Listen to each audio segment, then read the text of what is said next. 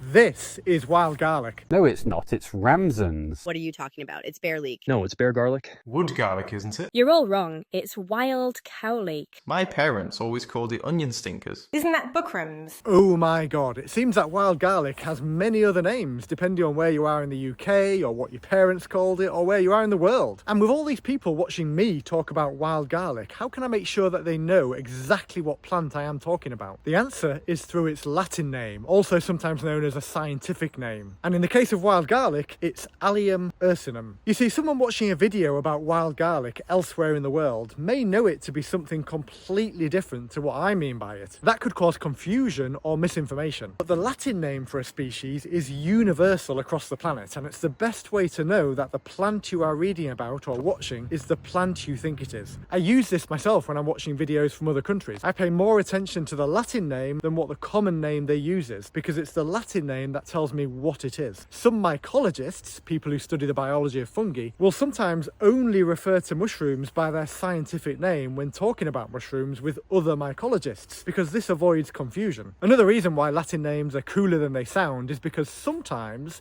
there is an interesting fact or story behind them. For example, there is a disputed theory that the species name for wild garlic, ursinum, comes from Ursa Major, also known as the Great Bear, a constellation in the northern sky. And the theory is that this references that the plant was possibly one of the most northerly distributed allium species known to the ancient Greeks. However, that is widely believed to be a stretch of a theory, and it does sound like it, doesn't it? What is more likely and more widely believed is that the Latin name ursinum comes from the Latin for bear, ursus, and that this likely relates to the simple fact that brown bears reportedly love the roots of wild garlic. Or should I say, Allium ursinum. But as I said, the most important reason for Latin names is that they are like a universally understood language. Wild garlic is not called wild garlic everywhere in the world, whereas Allium ursinum is Allium ursinum everywhere in the world. If you want to get into foraging seriously, even as a hobby, I highly encourage you to learn, or if you struggle to learn things like that or remember them, then at least pay attention to the Latin names for things when learning, to minimise the risk of misinformation